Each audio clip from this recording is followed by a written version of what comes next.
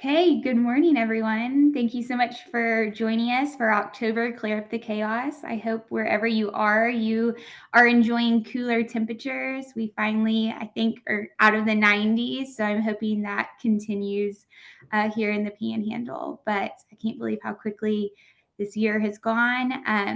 I have joining us today Emily and Christine with Ironwood.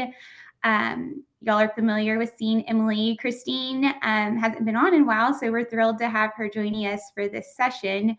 As a friendly reminder, as a client at NCW and Sanford and Tatum, you do have complimentary services to Ironwood. So I do encourage you, if you haven't taken the time yet to complete that agreement, to do that. I will send the agreement in the follow-up email.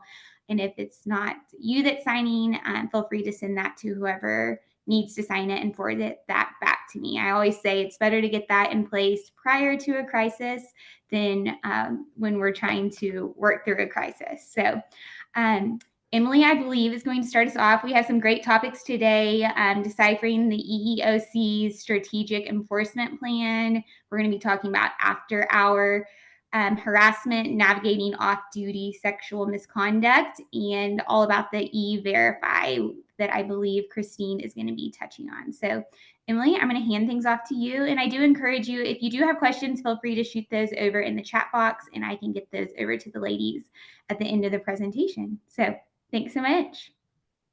Awesome. Thank you, Elizabeth. So for the first topic, I'm going to go ahead and hit the after-hours harassment and navigating off-duty sexual misconduct. So navigating off-duty sexual misconduct is a crucial challenge for employers in today's complex workplace landscape.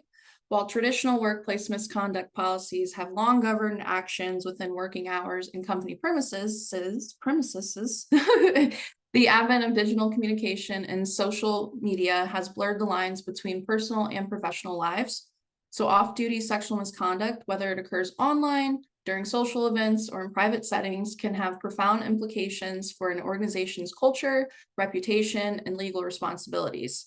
So navigating as an employer involves a careful and sensitive approach to ensure that the issue is addressed appropriately and legally. So you might be wondering, what is off-duty sexual misconduct? So this refers to inappropriate or unlawful sexual behavior that occurs outside of work hours and is not directly related to workplace activities, but can still impact on the work and still have an impact on the work environment or its employees. So some examples of off-duty sexual misconduct could be sending unsolicited, explicit messages, images, or videos through social media platforms to coworkers or colleagues outside of working hours. It could be cyberbullying, so that would be engaging in online harassment, which may include making sexually explicit comments or threats against a coworker or colleague through emails, text messages, or social media.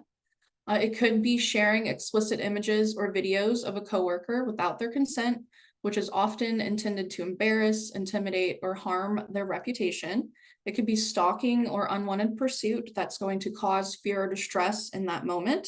So pursuing a coworker or a colleague outside of working hours could be considered stalking if it's persistently following, tracking, again, pursuing. It could be committing sexual assault against a coworker or colleague outside of the workplace, which is a criminal offense with severe legal and personal consequences. Another example would be using one's position of power or influence within the company or industry to pressure or manipulate a coworker into engaging in sexual acts outside of working hours. This could also be engaging in a consensual but inappropriate sexual relationship with subordinates, coworkers, or colleagues that can lead to conflicts of interest, favoritism, or power imbalances within the workplace. And a few more examples, it could be sharing explicit material without consent in a way that exposes coworkers, colleagues, or acquaintances to such content, either in person or digitally. It could also be just making unsolicited sexual advances, propositions, or comments to coworkers or colleagues in social settings outside of work. And then it could also just be engaging in unwelcome sexual comments, advances, or behaviors at company-sponsored or industry-related social events, parties, or conferences outside of regular working hours. It is important to note that off-duty sexual misconduct can vary in severity and may have different legal and policy implications depending on the specific circumstances and applicable laws in a given jurisdiction. plugging in Ironwood, we would be happy to help you navigate these. But employers should have clear policies in place to address and prevent off-duty sexual misconduct. And employees should be educated about these policies and their responsibilities, both inside and outside the workplace. So now you may be wondering, what should an effective off-duty sexual misconduct policy look like? So we know that it's going to need to clearly outline the organization's stance on addressing and preventing such misconduct outside of the workplace. And this policy should provide guidance to employees to establish expectations.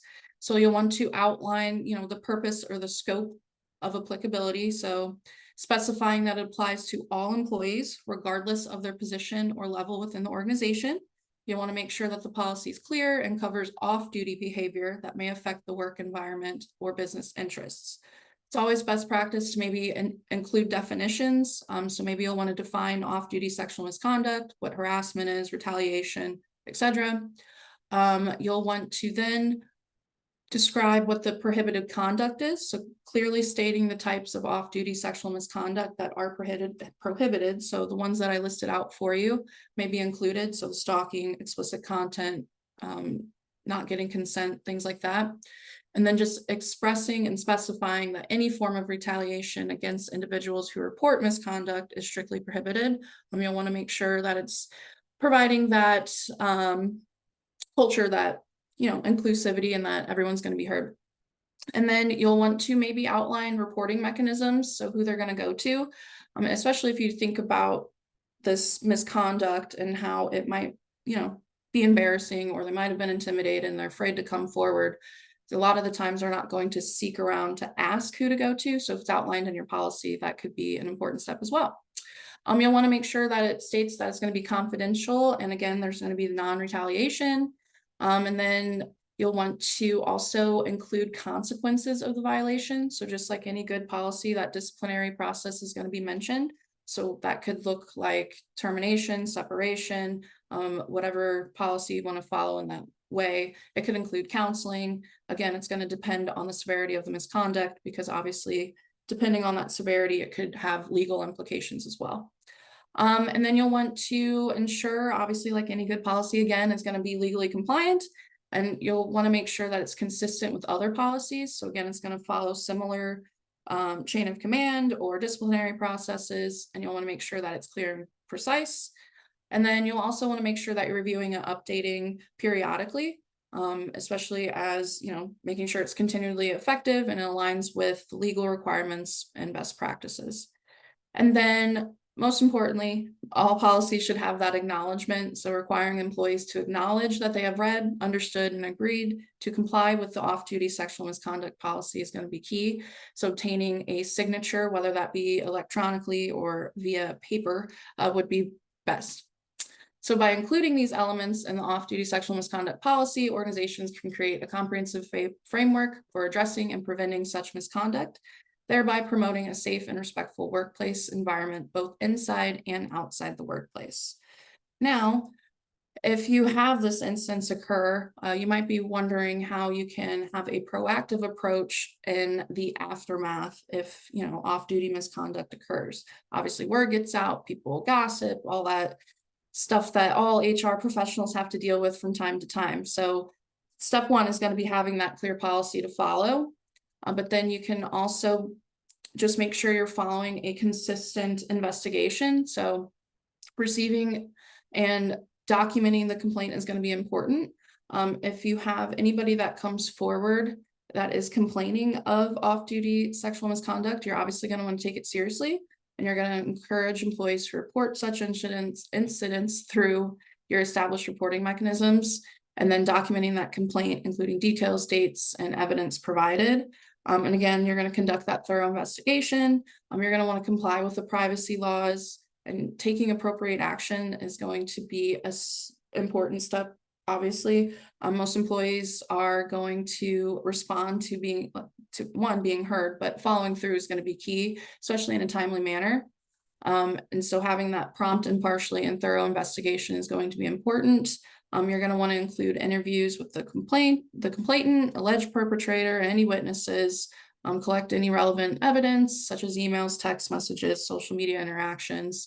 And again, ensuring that confidentiality to the extent possible. Again, Ironwood is happy to help navigate any of these kind of investigations. Again, you're going to want to comply with the privacy laws, and maybe providing support to the victim can also be very important. So offering any sort of counseling services or referrals such as EAPs will go a long way. Monitoring and preventing retaliation will be important, and then communicating the outcome just to foster that respective work culture. So the investigation is concluded. So communicating the outcome to both the victim and the accused employee in a professional manner will be important. And then obviously all HR professionals know, document, document, document. So maintaining thorough records of this investigation, including interview notes, findings, and actions taken, is going to be essential for legal protection and accountability. So now, rebuilding employee morale after an incident of off-duty sexual misconduct is delicate but crucial. So employers must demonstrate a commitment to addressing the issue, supporting affected individuals, and fostering a safe and respectful workplace environment. So some steps to do that would be acknowledging the incident. So not only are you going to be discussing the incident with the accused and the perpetrator and the complainant, you're also going to want to start by acknowledging the incident openly and honestly without violating confidentiality, of course, and just kind of let employees know that the organization takes off-duty sexual misconduct seriously. And you're going to reiterate organizational values. So emphasizing any of your core values and including respect, inclusivity, and zero tolerance to harassment will be important. So just reaffirming these will go a long way, and showing that it's not tolerated. Providing support services for the rest of the organization. So again, any sort of counseling, EAP, external providers will be helpful.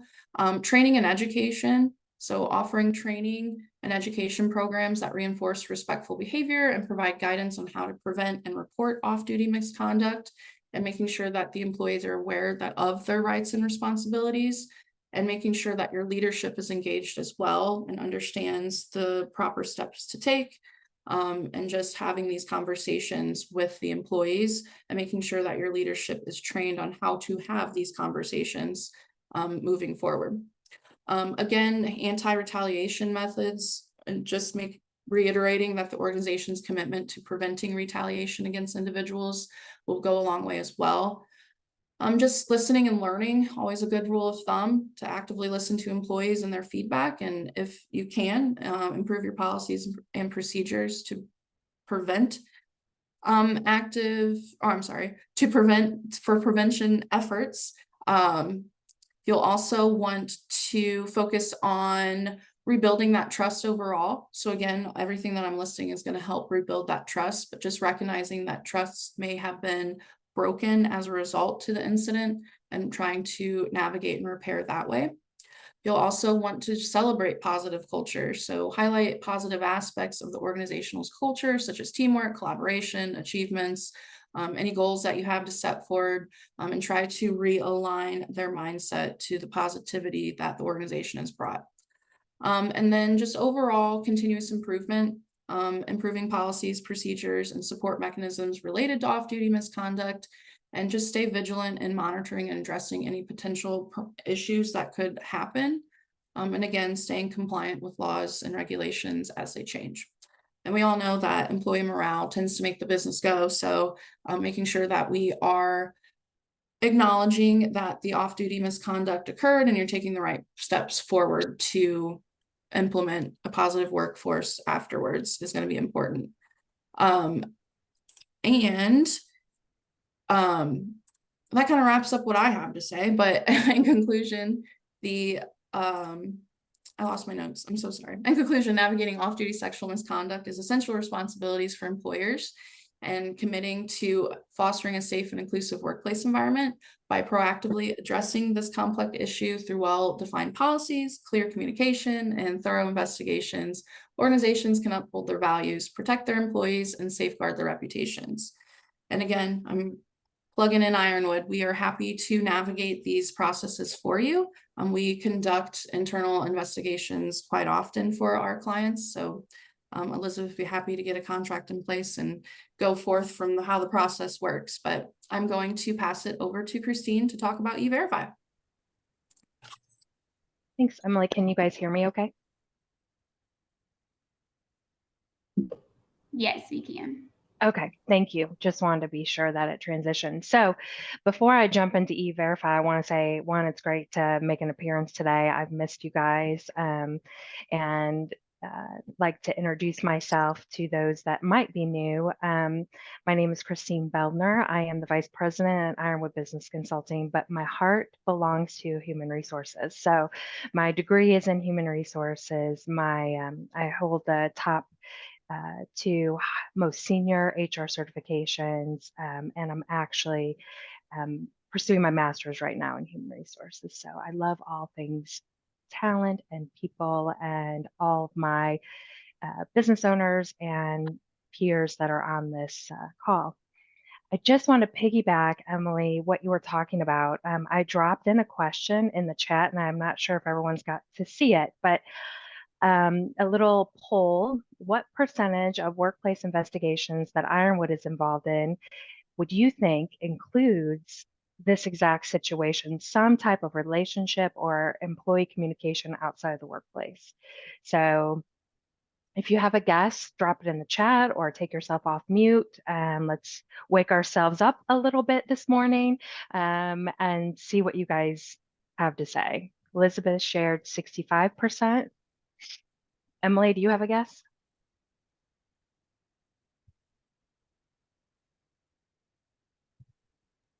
I'm going to go probably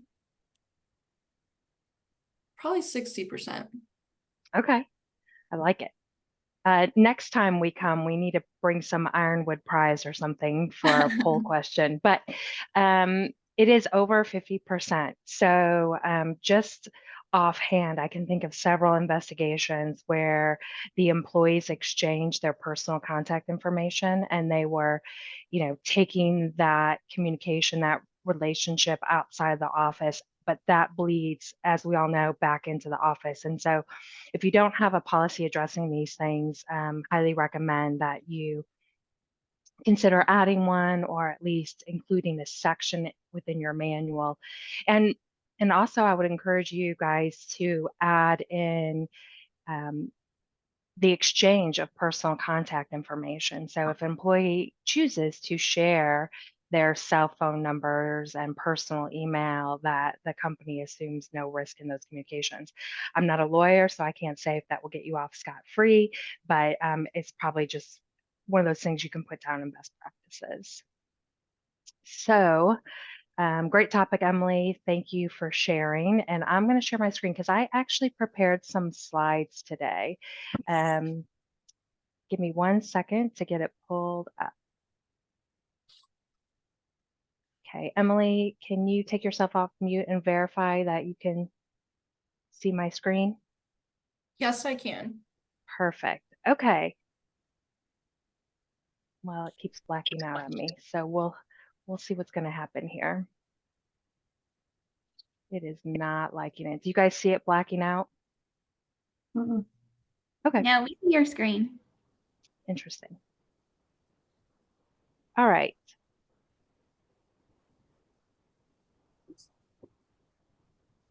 I am.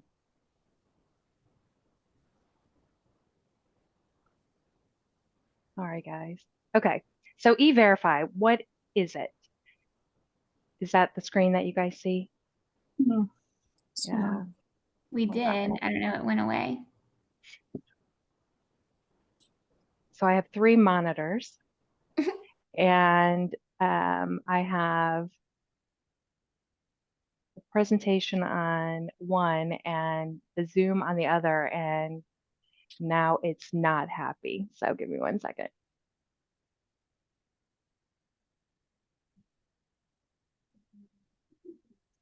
Okay, can you see that? Yes. Yes. So it won't be pretty, but I'm not going to put it in show format, just so. Okay. All right, so what is E-Verify? So it is a web-based system. It's basically, if you could think of it as that electronic version of that Form I-9, which is your employment eligibility verification. And what happens is when you take that information and you plug it into E-Verify, data is compared against what the Department of Homeland Security has within their system and also what Social Security has within their system. So what I'm seeing across the government is collaboration of data. I would say probably in the past month, I've seen 3 or 4 various organizational announcements come out where the US Census Bureau is now sharing data with Social Security Administration, or the EEOC is sharing data with the Census Bureau. And so we're going to see this more and more. I mean, I would venture to say E-Verify was kind of on the cutting edge of the sharing of data. And now other government organizations are following suit. So it's very interesting where this is going to go. And I suspect E-Verify, as time goes on, will probably also start sharing their databases. The use of the system is actually free. It's one of those things that the government actually doesn't charge for. And at this time, there's over 1 million employers enrolled in the system. Now that sounds like a lot, but that's actually still a pretty small percentage of employers that are actually using E-Verify. All right, so what's the history? Where did this come from? So in 1996, it was signed, I believe that was Reagan, who signed in the Illegal Immigration Reform and Immigrant Responsibility Act. And within that, it was basically the starting point of this basic pilot program to start employment verification. And there was actually 3 different very different initiatives within that act, but you'll see that was really the start of what E-Verify looks today. Then in 97, the Immigration Naturalization organization that is now Department of Homeland Security begins working with Social Security Administration. And at this time, E-Verify is completely voluntary, and it's deployed in 6 states. And the verification, believe it or not, was actually done via phone. How painful that had to have been. I can't even imagine those days anymore. Then we start seeing some progress. The next year, now verification moves from phone to computer via a modem. Again, probably very painful. And it wasn't until 2004 that it's really launched web-based. And then eventually, 2007, it gets renamed E-Verify, which is, I think I was actually using E-Verify before it was called E-Verify. And they start beginning to use that photo matching feature. And this is where we can see like things like your passport photo, your driver's license photos can actually be matched within the system. And so as you're an employer using that E-Verify, if a picture exists for your employee in the system, as you're actually going through the process, that picture might pull up and say, is this your employee? And again, if that employee is presenting that document, you can see, does that passport photo match the actual passport I have in my hand? Then in 2008, Bush signs into law that all federal contractors must use E-Verify. It becomes mandatory. And then, of course, if you're a subcontractor, that requirement flows down to you. So we start seeing a lot more use, a lot more employers having to sign up. By 2014, we can see 500,000 employers are using the system. And so you can see today where we're at, less than 10 years later, we now double that amount. 2021, there is some type of E-Verify use law, and in at least 22 states. And you'll see that Texas is actually one of them. So I've got this map over here that talks about those states that have mandatory for all employers. And Florida has actually this year become one of the most strict users of E-Verify, and that they are making it mandatory use to even get a business license. So we're definitely seeing the longer that E-Verify is around, the more mandatory it's becoming. And I'll talk to that a little bit more at the end. So if you haven't used E-Verify before and you've never enrolled, I'll send Elizabeth these slides, but there's a link here with a guide that helps you walk through enrollment. I've probably enrolled 10 plus companies in E-Verify. It's not challenging, just like any other government system that you have to set up for your companies. There's core basic company data that you need to have. There's a memo of understanding that you're going to have to read and acknowledge. And I believe that can only be like an officer of the company that signs that. Someone that has the authority to basically sign on behalf of the company. But that's the agreement between you and the government, that you're going to use E-Verify as it's intended. You're going to follow their rules and things like that. And that agreement, you can tell as you go through the training, and your relationship with E-Verify is the guiding principle that E-Verify has with you and the employer. So if there's ever an issue with how you are using E-Verify, the government's going to point to that document and say, you agreed to comply and you didn't. And then, of course, there's going to be training that they offer on their site that is mandatory, and then there is a test. If I get refreshed on the test, I can take it without actually having to go through the training and things again. It's not complex. It's just more about learning the E-Verify vocabulary, if you will. I would say it can be set up for someone who is not familiar with E-Verify within a couple of hours, plus the training and the testing. So as with any government employee-related obligation, there is notice requirements. So once you become an E-Verify employer, you do have to notify your prospective employees, which means your applicants, and all employees that you are participating in E-Verify.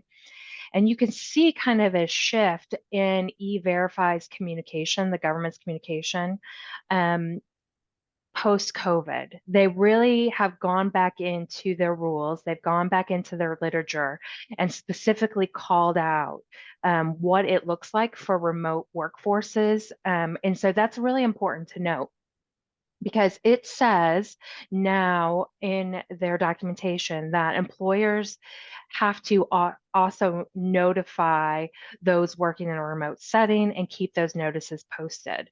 We're seeing some crazy things with OSHA notice requirements right now, where if you have remote workers, the expectation is that you're actually posting your 300 log in their homes.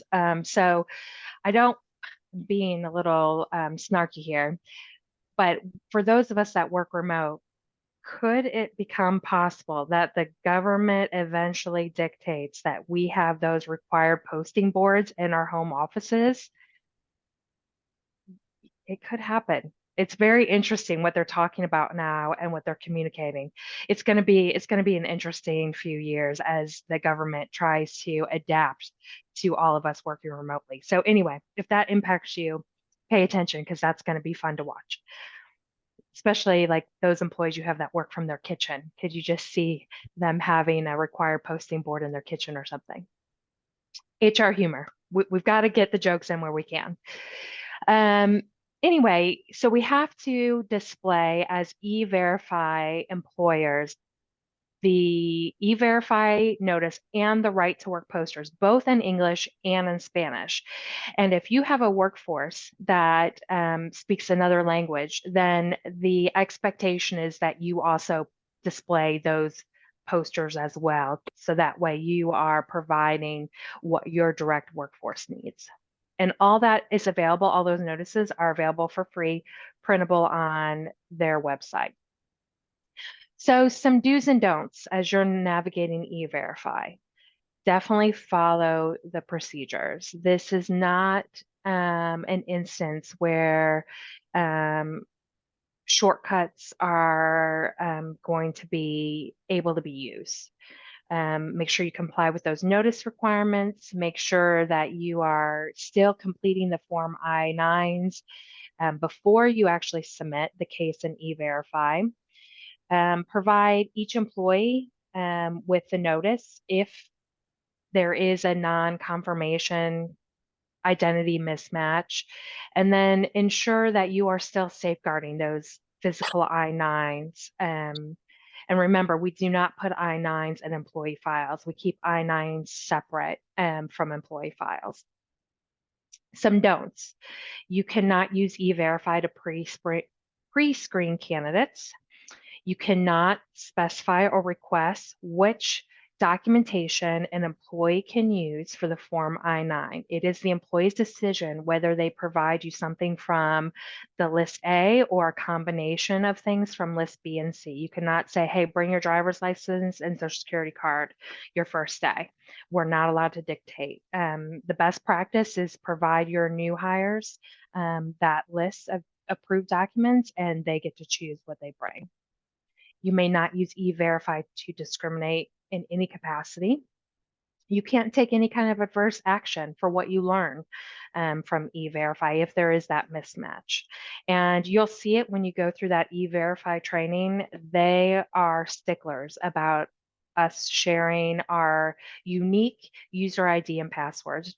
And we know that that's not unusual for any government system, but you'll see if you go through the training, they harp on it a little bit more than the others.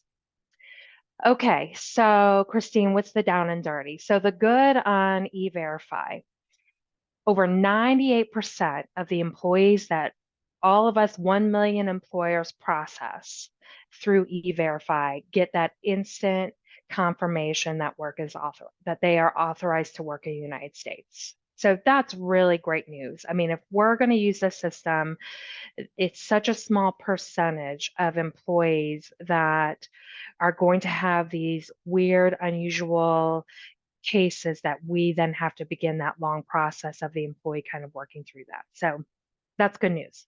The system is really user-friendly. It is not a complicated system compared to some other government systems.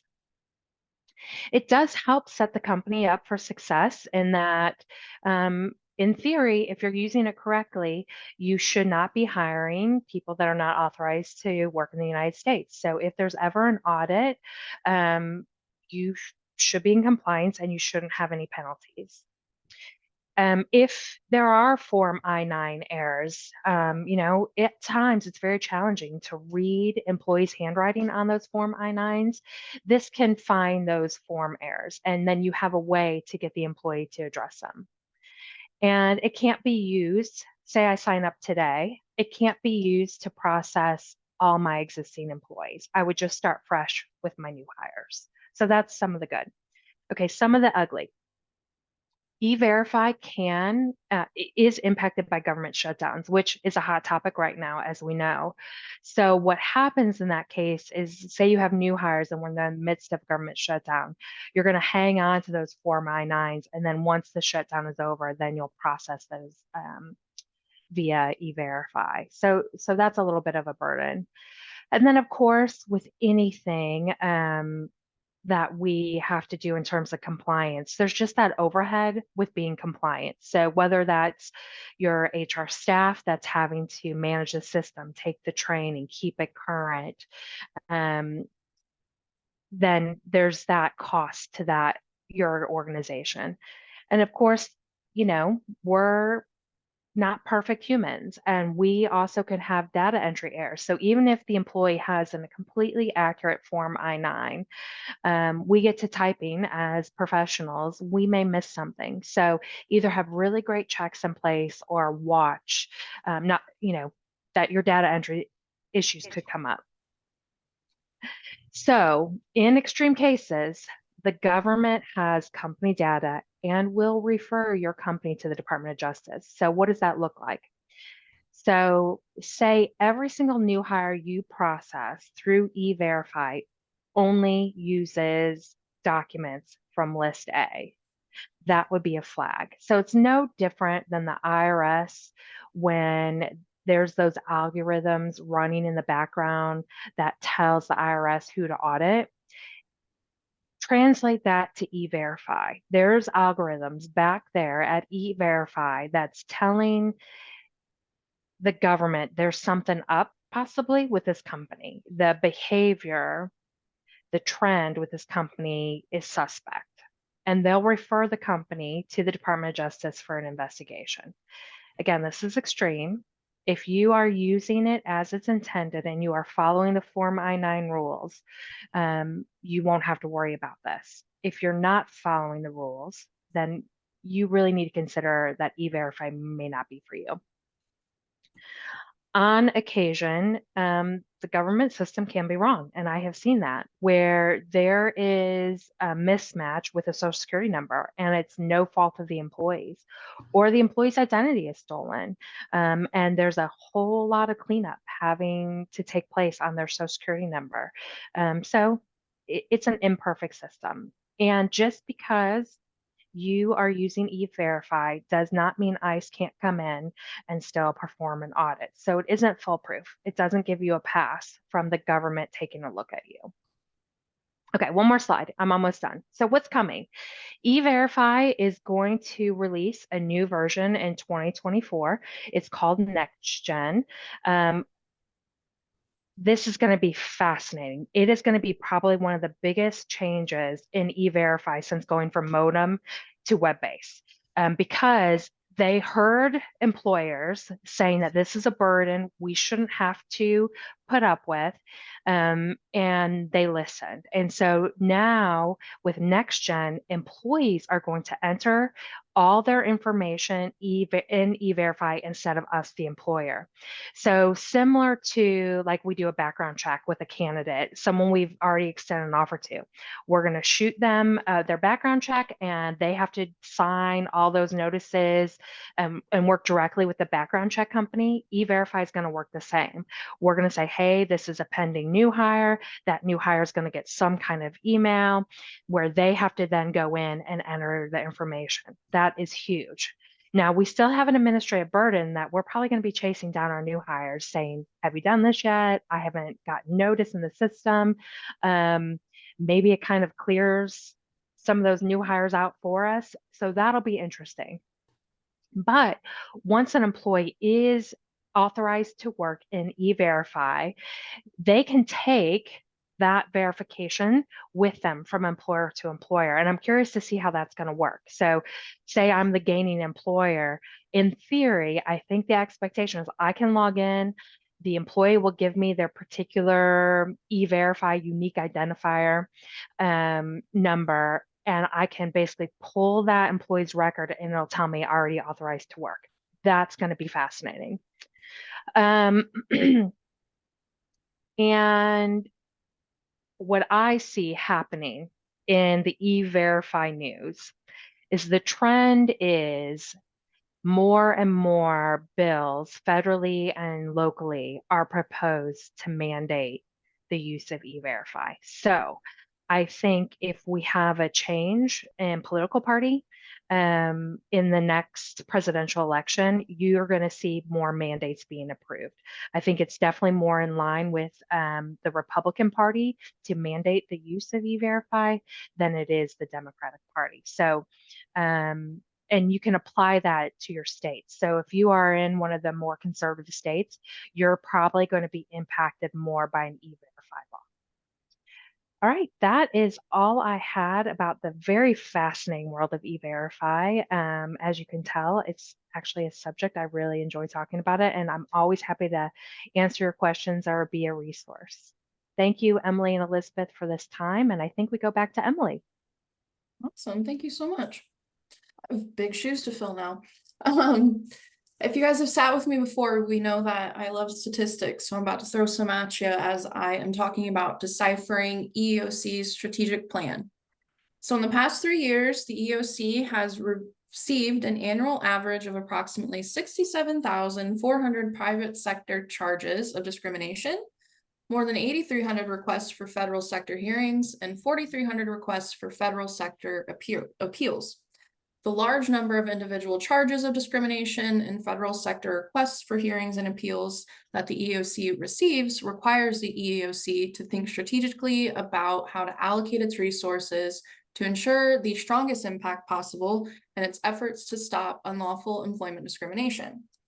So the strategic plan that is serving over the years 2022 to 2026 serves as a framework for achieving the EEOC's mission to prevent and remedy unlawful employment discrimination and advance equal employment opportunity for all. The plan also sets forth its vision of fair and inclusive workplaces. So the plan is broken down into 3 goals.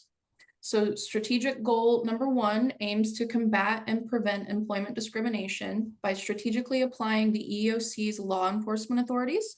This includes administrative investigations, litigation, and oversight mechanisms for various types of employers. So that's going to be private employers, labor organizations, employment agencies, state and local government employers. So the 2 main objectives under strategic goal 1 is going to be number 1, the EEOC seeks to have a broad impact in preventing and remedying employment discrimination while providing meaningful relief for victims of discrimination. And the second objective is going to be the agency aims to exercise its enforcement authority fairly, efficiently, and based on the circumstances of each charge or complaint. So to achieve these objectives, the EEOC has implemented various stages, including implementing the strategic enforcement plan, which is also the abbreviation SEP, to focus resources on EEOC's priorities across all sectors, and using administrative and litigation mechanisms to identify and eradicate discriminatory policies and practices, especially systematic ones. So the EEOC defines systematic cases as pattern or practice, policy, and or class cases where the discrimination has a broad impact on an industry, profession, company, or geographic location. So now you may be wondering, what are some examples or types of practices and policies that may involve systematic discrimination? So when I was diving in on some, it's definitely eye-opening. So some systematic discrimination could be behind criminal and credit or background checks. It could be recruitment practices such as favoring or limiting like word of mouth or referrals, essentially. It could be job ads showing preference, meaning you'll see job ads that say young, energetic, recent graduate, men only, women only. That could be systematic discrimination because only set people are going to apply for that job if they don't feel they fall into one of those adjectives. It could also be big data, meaning using algorithms to sort through applications. So I know there's a lot of AI features that do that now. It could be personality or customer service tests. So anything that's going to test physical ability or capacity tests, cognitive tests, behavior tests. It could also look like mandatory religious practices by employers who do not qualify as religious organizations. Paternal leave policies that do not give the same benefits for men and women. It could also be mandatory maternal leave. It could be English only rules. So having people speak a different language could also be systematic discrimination. We could have it as layoff, reduction in force, discharge policies. It could also fall in line with non-accommodation for medical leave, light duty policies for only work-related injuries. Requiring 100% healed return to work requirements, could also fall into pre-employment medical inquiries. And the list goes on, but I'm not going to name them all, but it's pretty eye-opening when we can think about systematic discrimination and how that could apply. And some other factors to achieve the first goal for the EEOC, they're going to leverage decisions and oversight activities to eliminate the discrimination. They're going to seek effective remedies to indiscrimination practices and prevent future. And then they're going to also pursue remedies that provide meaningful relief to individual victims of the discrimination. And then they also have some performance measures in place to track the progress. So some of that's going to look like ensuring that a high percentage of conciliations and litigation resolutions contain targeted equitable relief, maintaining a high success rate in resolving enforcement lawsuits, the capacity to investigate systematic discrimination through training and resources. Some other performance measures to track would be compliance monitoring for conciliation agreements and influencing federal agencies to change their employment practices based on EEOC recommendations. It could also be ensuring that investigations, hearings, and appeals meet established quality criteria, and then improving the accessibility and availability of intake services for potential charging parties, respondents, and representatives. Strategic goal 2 is going to focus on preventing employment discrimination and advancing equal employment opportunity through education and outreach. This goal recognizes that investigations, mediation, conciliation, and litigation are essential for not only means of fulfilling the EEOC's mission. So the two main goals here, goal number 1 is going to ensure that members of the public are aware of employment discrimination laws and understand their rights and responsibilities under these laws. And strategic goal 2 is going to be equipping employers, federal agencies, unions, and staffing agencies with the information and guidance needed to advance equal opportunity or equal employment opportunity to prevent discrimination and effectively resolve EEO issues. So the EEOC's education and outreach efforts primarily target individuals who have historically faced employment discrimination, vulnerable communities unfamiliar with EEO laws, and undeserved segments of the employer community, such as small and disadvantaged businesses. These efforts include both free and fee-based training opportunities for stakeholders and the public. The EEOC often collaborates with other agencies and organizations in its education and outreach activities to maximize their impact. And then they leverage their technology, and expanding its social media presence are also essential aspects of this goal.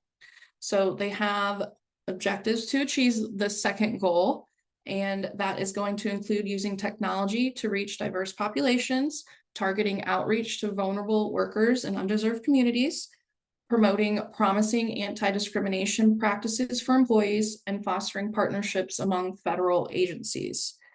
Now, there are 4 correlated strategies to support these objectives. So providing up-to-date accessible guidance and training on employment discrimination laws is one. Increasing knowledge through collaborations with internal and external stakeholders, and ensuring positive support services across the board. And then the strategic goal 3 is going to aim to achieve the organization's excellence through improvement and management functions, focusing on people, service, and public information, technology, infrastructure, and financial stewardship. And then the 2 objectives here are going to be achieving a culture of accountability, inclusivity, and accessibility, and then aligning resources with priorities to enhance intake, outreach, and education. So those are just going to be the 3 goals that are going to be placed over the years 2022 to 2026, and things that we can expect that's going to happen, because overall the strategic plan is going to affect the vulnerable and underserved working communities, and that is going to be how the employers can take notice, and it's going to positively affect that way. It's going to refine recruitment and hiring priorities, recognizing employers' increasing use of automated systems, updates with the emerging trends of Pregnant Workers Fairness Act, technology, so on and so forth. Employers are going to be affected positively with these changing trends. So again, that's kind of a wrap. Definitely appreciate your guys' time, and Ironwood is always happy to help. If I do want to say, if you're used to Mitch joining these, and I'm missing him like I am, he is just chugging away on some policies and manuals, but he'll definitely be back. But I'm going to pass it to Christine for any kind of comments she may have, and I appreciate your time today. Yeah, I know it's time to wrap, but I just wanted to say, what is the bottom line about what Emily just shared? And it really depends if you're an optimist or a pessimist. So one way you can take a look at what the EEOC is saying is that, yes, we're investing in employees, we're investing in training, we're investing in systemic issues. Another way that you'll see professionals view it as really starting to ignite probably an under-tapped segment of the workforce to empower them, educate them to exert their rights. And so if you are an employer that's probably not on the up and up, which it's probably none of you guys on this call because you're here really trying to better your business, but maybe some of your friends' businesses, you might become more of a target. We're seeing generationally a kind of a grassroots movement of people actually targeting businesses, going in and looking to find reasons to do a claim for discrimination, harassment, things like that. And if you're of a certain generation and more familiar with platforms like TikTok, you can see how it's becoming kind of a cultural movement to really start challenging employers in their status quo of bad practices. So I would encourage you guys to be proactive is ultimately what I would say. So thanks, Emily, because that was just a lot. Thank you both so much. Like always, I know we cover a ton of information in a short amount of time. An hour flies by and it's a lot of information. So if anything in the presentation sparks something, or if after we get off this call, something comes to mind and you're second guessing yourself, I highly encourage you just to reach out to Emily and or Christine to talk things through, because this is a free resource that you have through NCW and Sanford and Tatum. So we want you to feel comfortable utilizing the service. And I know lots of our clients do have relationships with Ironwood just by the many times that they call and or email. So we want y'all to feel comfortable reaching out to them. And that's part of why we do these Clear Up the Chaoses. And we hope that you find value in those. So thank you both, Emily and Christine, for your time today. And I will be sending the follow-up recording if you wish to share with anyone within your organization, as well as the agreement should you wish to complete ahead of time, which I would love. But wishing each of you a great week, and don't hesitate to reach out if I can help in any way. Thanks so much. Bye.